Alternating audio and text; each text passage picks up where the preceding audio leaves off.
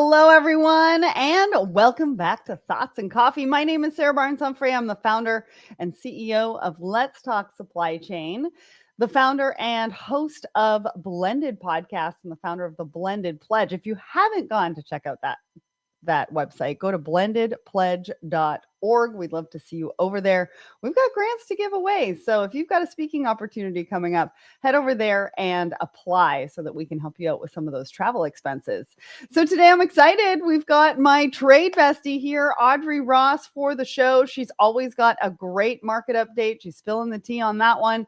So stay tuned because that's coming up. Plus, we've got an update on tariffs and refunds and what you need to know and how organized you need to be able to get those refunds. We're going to be talking about that. But first, let's give a shout out to our show sponsor, Secret Society of SupplyChain.com.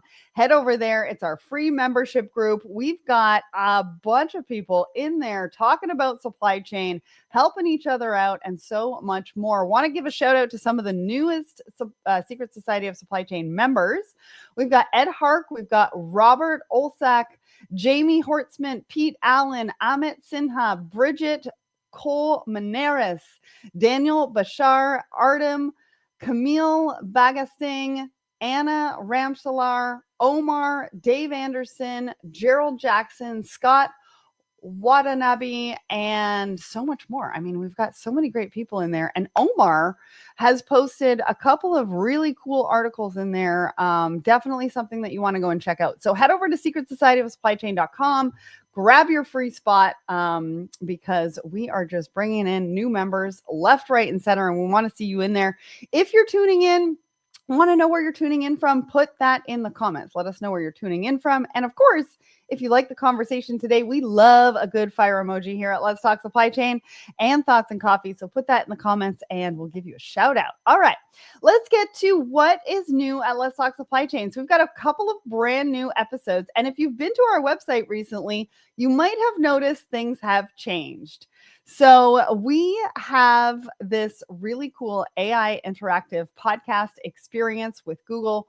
And if you head over to our website, you can check it out right on the homepage, and you can even ask an episode a question. So go check that out because I want to know what you think.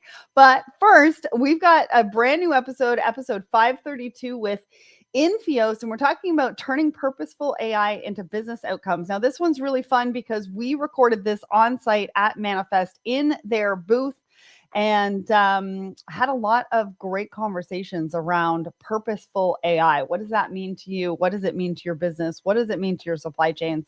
So head over to wherever you check out the episode. And then, of course, we've got a second episode 533. Now, this is with Trace from TSG Fleet.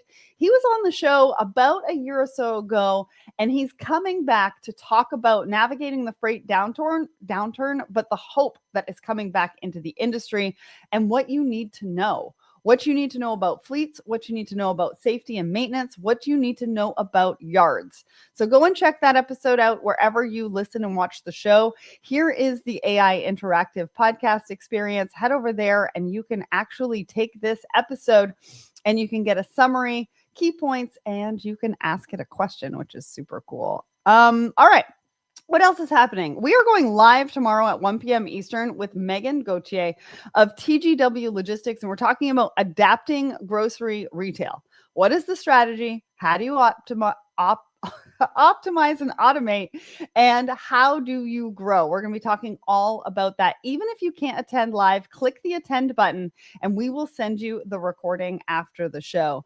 And then on April 2nd, I'm going live with the team over at Softion and IFS, and we're talking about end-to-end supply chain excellence, AI visibility, and warehousing. We're actually going to be talking about something really cool in warehousing in just a minute, but this is going to be a great conversation. Again, click the attend button even if you can't attend live, and we will send you the recording. What else have we got going on? I'm hosting a webinar in conjunction with Supply Chain Brain and Oliver White on Wednesday, April 8th. Now, the link to register is in the comments. Go ahead and check that out. We're going to be talking about driving strategy execution to the next level, and you're not going to want to miss that. And then where will we be in person? We're going to be at Modex, and we are recording podcasts on site. And so you're going to see us walking around and going into different booths and recording podcasts within those booths. And we're so excited. That's April 13th through 16th in Atlanta. And then I'm going to be in New Orleans, April 20th through 22nd, Break Bulk and Project Cargo with the Journal of Commerce. I'm going to be hosting Break Bulk TV. And then I'm going to be at the National Supply Chain Day event for operations and business leadership. It's a gala put on by DC Shvigola, April 29th in Atlanta. I can't wait to party with you people. So go and get your ticket because I'd love to see you there. And then we're going to be at the Gartner Supply Chain Symposium. Now that's happening May 4th through 6th in Orlando. Go and check that out. There's a lot of great people within the industry that head to this conference as well. And last but not least, Home Delivery World, May 20th through 21st. We are recording podcasts on site here as well. So if you're going to be there, if you want to create some buzz at your booth, let us know because we would love to do that with you. I'm also going to be on stage for the keynote for that one. So lots going on. Can't wait to see you at all these events. If you see me, make sure you come up, say hi. Would love to say hi. But now it's time. I have talked way too much. It is time to bring up my trade bestie for the show today. Good morning. Good morning. Hello. How you doing? Good. Good afternoon, good evening, good night. What? How is Toronto? It's a nice sunny day, Sarah. It's our first in weeks. Yay! I'm so happy for you. It's above 0 degrees Celsius, so just living the dream up here at a refreshing 5C. Love that for you. Love that for you. All right. For anybody who does not know who you are at this point, I'm not sure who that would be. But for those that don't know you, please let them know who you are, what you do. And for sure. Yeah. All the things. Okay, so I'm Audrey Ross. I'm sitting here in Toronto, refreshing and cool Toronto. I'm representing OIT Toronto. I am an admin now on their board, a strategic advisor, I guess. But I do a lot of the admin and back end to keep the Organization of Women in International Trade running. My day-to-day, I work in customs and logistics. So I keep busy on top of things like tariffs and, situations that happen in the middle of the ocean, which I think we're going to talk about a little later. We are. So that's me. We absolutely need to talk about that because there's a lot going on, right? There's a lot going on. There's a lot to keep on top of. And so I want to talk about that. But first, let's get to the poll of the week because we ask everybody in the community a question every single Wednesday morning. And I do this to myself every time. I probably need my glasses for this from now on because that's really small on the screen. So the question that we asked everybody, what disrupts your supply chain the most right now? That we had almost 100 votes on this one, and it's quite close. We had 27% said transport disruptions, 26% said demand swings, 24% said data and visibility gaps, and 23% said supplier delays. I mean, the fact that they are grouped all within 23 to 27% means something because I believe that everybody is experiencing all of these all the time, almost. So what are your thoughts on this one? Did they get it right? Where are your disruptions? And what do you think? Yeah, I think it might be evenly split by like job role, right? Because your like S&OP and demand planners might be looking at a particular thing, but if you're me in logistics, you're going to be like transport disruptions because it's probably what's right in front of your face in your inbox, driving you crazy. I think all four, you could say all four are happening right now, but I think for me the most noticeable is the transport disruptions, which we're going to talk about, and then also the data and visibility gaps around. What's on order, what's available, what's in stock, what people are buying, what's, ahead. So, very interesting results. You know what's really interesting? I was a fly on the wall for a discussion. I think it was last week about AI in planning. And I've been sharing some of the notes and some of the thoughts that I was able to gather from that conversation. I've been putting those in the Secret Society of Supply Chain. So again, if you want some of my thoughts and things like that, I do put those in secretsocietyofsupplychain.com. So go and check that out. But they were talking about how AI planners aren't necessarily going to lose their jobs to AI. They're talking about how it's going to be reconstructed to orchestration. So now it's going to be less of, I think, the execution and the tasks and the to-dos on a daily basis. It's going to turn to orchestration in the way that we are, able to orchestrate the data, the visibility, the suppliers, the transportation, that kind of thing, the demand. So I think what all of this is talking about realistically is kind of the future of some of the roles that are going to be changing in logistics and supply chain. And I think that the orchestration part is really, really vital to that conversation, because it means that we're going to be taking on bigger roles and doing bigger things rather than necessarily losing the job to AI. So, I mean, only time will tell. I think there is going to be a job shift within the industry for sure because of AI. But I also think some of the jobs are going to change. And I was going to share, I saw something the other day, and there's been these kind of shifts within the job market several times in history. If you go back to history, I would have to go back and sort of look at it. But you might want to go and take a look at it. And I can share that article. I think I'm going to share that one in Secret Society as well. But it's interesting, the history of it and what that looks like and where the job shifts have been made in the last, I don't know. I think they go back 50 years. Sometimes there's comfort in that, like knowing that humans have gone through these cycles historically. So like as much as it's like novelty and new, like it's kind of not novelty and new, like these shifts and changes happen. And I think as an employee, like the key, the key to me getting sort of ahead or getting a promotion has been understanding the work that's not visible.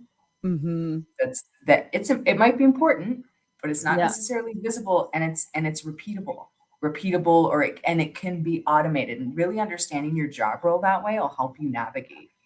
The people who understand it can navigate through to get to the orchestration side, to get to the analyst side, and away from like the day to day. So it can be important for you to kind of look at what are you spending your time on, and if it's repeatable, it's probably not going to be around for that long. So then what else can you do? What skills do you have?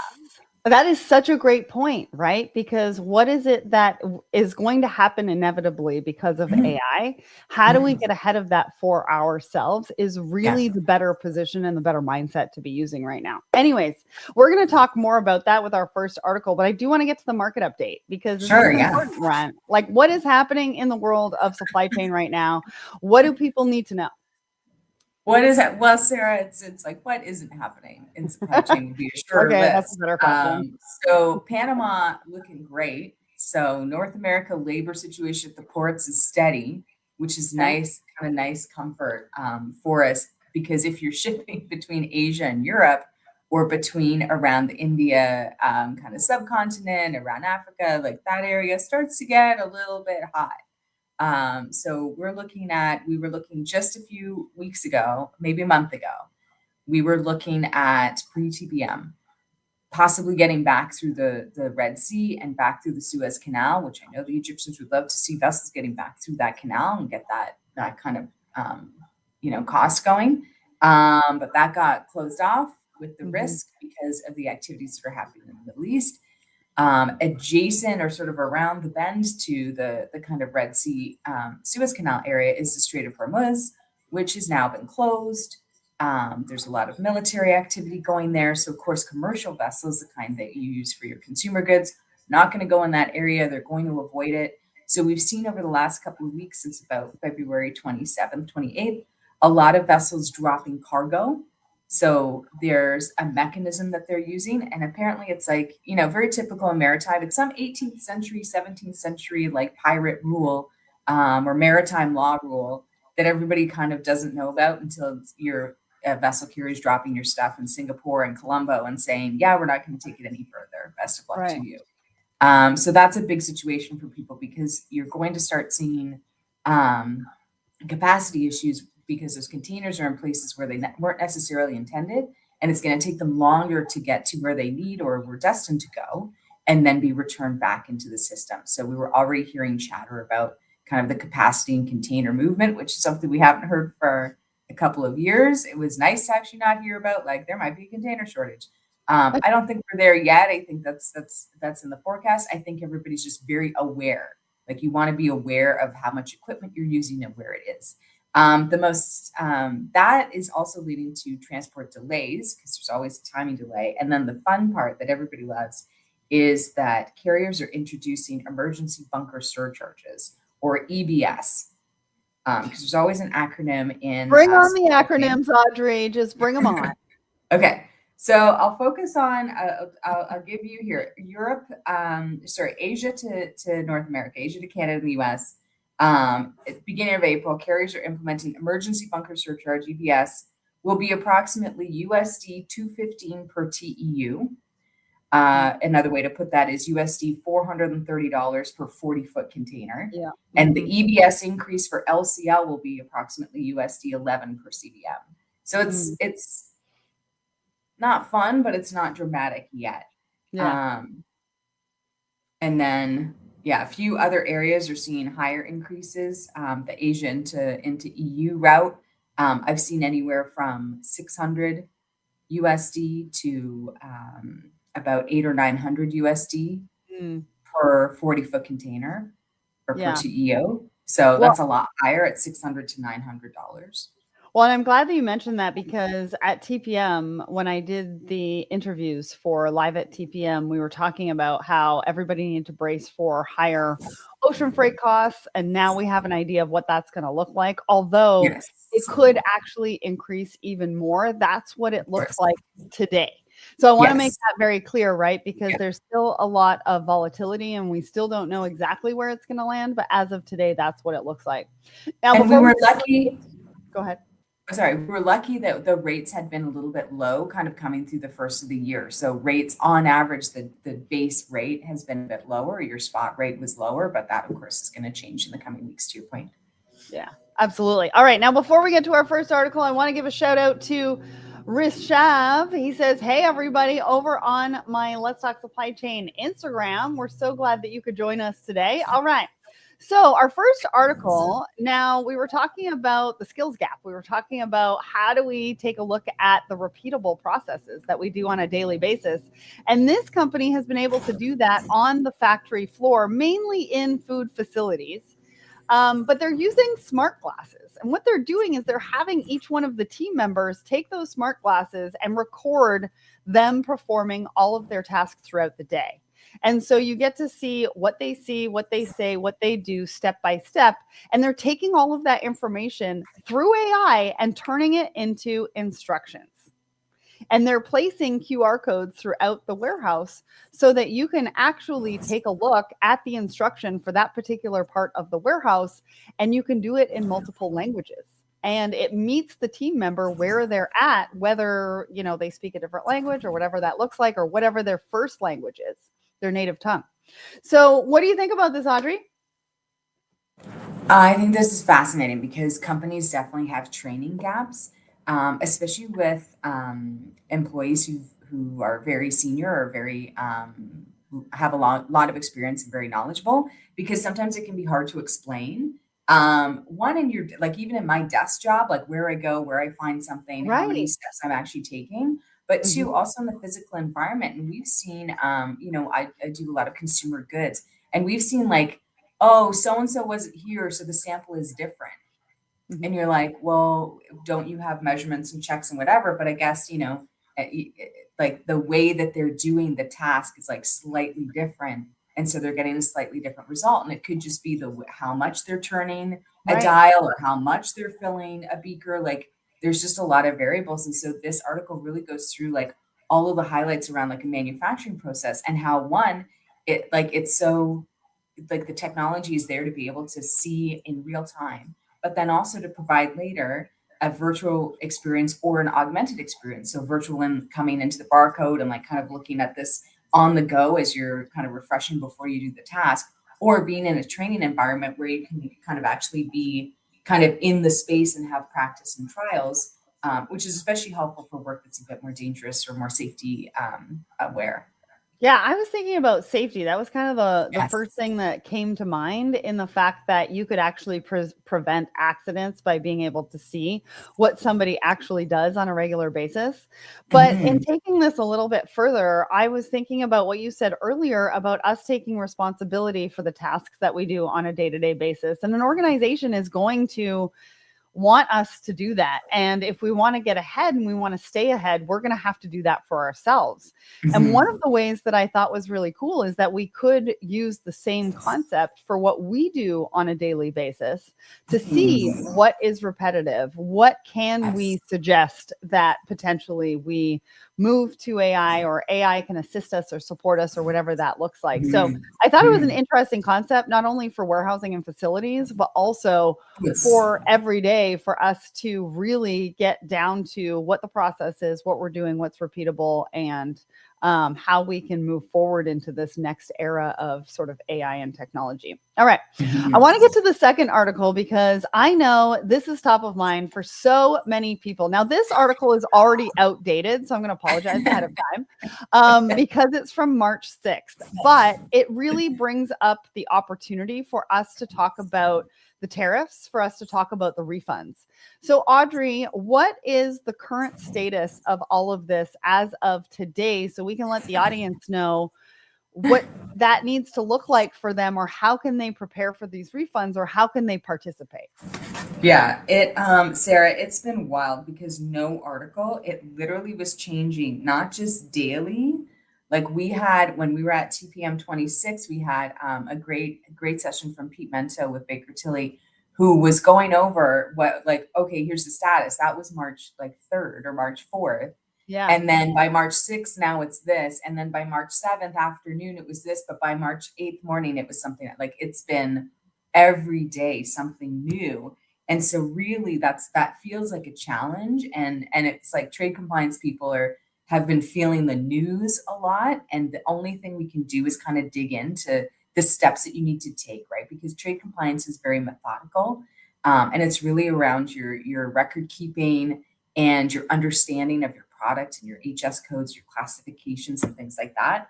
So there's been a lot. There's been the court case, the judgments from the court case, the judge at the CIT who's managing the refund process, CBP being like, we're not ready for this. No one, Treasury doesn't really want to give the money back, we can imagine. So it's just a lot. And I think if you're, a couple of tips if you are in trade compliance, that in order to get the refunds at this point, and they are going to start, it seems like from yesterday's news, that they're just going to start refunding if the goods have not been liquidated, which is something you need to understand if you're doing cross-border trade in the US. Not everybody needs to know this. If you're like a demand planner, like, give me a minute. But you have to have an ACE account. ACE is the portal platform that Hmm. CBP uses. You have to have a couple of users and roles for that. It's been a bit tricky logging in. I've had a couple of challenges logging in, but I finally got in yesterday because, of course, it's a very busy place now with everybody trying to create their access. You have to enroll in ACH debit, which is a form that you have to complete that you might have to send to customs. You have to enroll in refunds. They're not automatically going to give you refunds. When you're in ACE, you have to go and assign that you can accept refunds and enter in banking information. You might have to, if you're in ACH, you have to enable a certain statement type. And then you also, what's the other thing you have to do? Then you want to identify, there's a lot of reporting in ACE, and you want to identify what entries have been liquidated so you can kind of group them and what have not been liquidated. And you Mm. want to have an understanding of like, was my entry correct? If you're noticing when you're going through that your entry wasn't correct, you're going to want to correct it before you're like, yes, submit it for a refund, because, obviously customs departments scrutinize your entries. That's their job. So if you're giving them a bunch of information to look at, they're Hmm. going to look at it. So they're going to go through and dig in. If they find something like, hey, your country of origin wasn't right, your value wasn't right, you didn't do this right, now you're in like an investigation and a back and forth with them for however long that takes to resolve before you get a Right. refund. So now is a good time to kind of do those corrections and adjustments. Well, and you have a really good example. We were talking about this yesterday. Now, you can't obviously give out details or Yeah. anything like that, but you have a good example of this because you had one of the officers suggest that you use a different HS code. We had a CF29, which is an assignment of a new HS code. Yeah. So you can get a notice from customs that they've assessed your product, they've looked at your entries, and they believe that the code that you're using might be, in their mind, not the most correct code, right? And so they've suggested that we switch to another code. But I took that to a trade lawyer because it's one of our regular products shipping through. So we took it to a trade lawyer and did a review. And at the same time, now AI is kind of expanding. So we took it to AI to look through. And as it turns out, this is a common response from CBP, is to kind of push it into this different HS code when they have rulings that suggest that another HS code is actually more correct. So, and that's exactly the advice that or not exactly, but almost the advice that our trade lawyer gave us. Yeah, so it's interesting to see that tools are kind of getting more up to date, although the disclaimer around AI is that you can't use that for, there are limitations to how you use it in customs. You want to be careful. Yeah, but it gives you a starting point as to what you want to do and go back and what you can ask and the different things that you can cite to say, hey, we understand that you're asking us to use this HS code, but what about this, and this? Yeah. Right. Yeah. And then you can have a conversation about that. I think the other thing to note as well is that not all refunds are going to be processed. I spoke to a chief supply chain officer a couple of weeks ago, and it depends how much time has to go in, how much it's going to cost them to get that refund. And so they might not go for every single one of the refunds. So the volume of refunds that they're talking about currently may not be the actual volume because some just aren't going to be pursued. All right. And Sarah, I just saw a statistic, like only 12 or 14% of importers actually have an ACE account. Like have access to their ACE portal, which means they haven't gone in and turned on refunds. So 14% of American businesses that are only 14 are right now available to get refunds, leaving 80 something not accessible to refunds. That's a huge number. Well, and I want to take into account, we know that this sounds like a lot of work, and it probably is.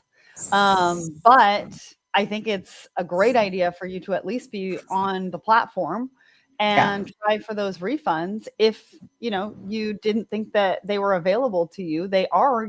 There's just some setup that has to go through. You have to go through a process for that. All right, let's get to our last article. We've got a couple of minutes. I wanted to share this with you. Some of the comments on this one are kind of funny, so we're gonna end on a fun note. Yes. So Uber announces flying air taxis, and they're launching later this year. I was recently at a leadership conference in San Diego.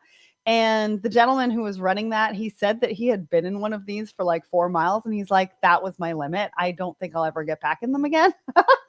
I have a lot of questions, right? Because, can this withstand the weather, air traffic? Like, do we have enough of air traffic control to be able to bring in something else to our airspace? I mean, that's a very critical safety concern, I think. What did you think of this? And then I'll go through some of the comments real quick. No, I just love because you're always like, I have questions. I do. I always have questions. You always have questions. I love it. And they're all the questions that you're like, yes, I also was thinking of, like, I don't know if it's a Canadian bias because we're like, but does it go in the snow? That's the first question. Right? Does it go in the snow? How safe is it? Like, is it going to hit something? And does it go faster? Because that was my team will ask that. Can my cargo go in it, and can it go faster than a sea vessel? Right. So a couple of the comments are really funny. Good luck. I'll be rooting from the ground. Yeah. Genius idea with the past record-breaking year of air traffic accidents. I mean, this is real, and this is top of mind for everybody. Yeah, and if you grew up in the same era as us, you remember Jetsons. That's what I thought life would be like. Right? I wake up every day and I'm like, I thought it'd be more Jetsons than what this is. But I think realistically, the biggest challenge that they're going to have is to get through some of the skepticism that I saw in the comments, because everybody's like, no, thanks. No, thanks. No, thanks. I mean, you will have people take it, like the Waymos and things like that, but not everybody is ready for that. So I guess it depends on the volume of people who would actually do it. And if you're in the comments and you're in the audience right now, I want you to put up the the hand emoji person if you would actually jump in an Uber air taxi today. Because I'm not sure I would, and I've still got lots of questions before I would actually step foot in it. Anyways, this was great. Audrey, thank you so much for joining me for Thoughts and Coffee today. And a big shout out to everybody in the audience. I didn't get to post this, but Mike says happy Tuesday from sunny Denmark. And we've got God's Way that says this needs to be well tested and certified. You're my man. Like, that's how I'm thinking. Safety first. I see you. All right. We'll see you all again here, 10 a.m. Eastern next Tuesday. We've got a great show for you. And I hope everybody has an amazing weekend.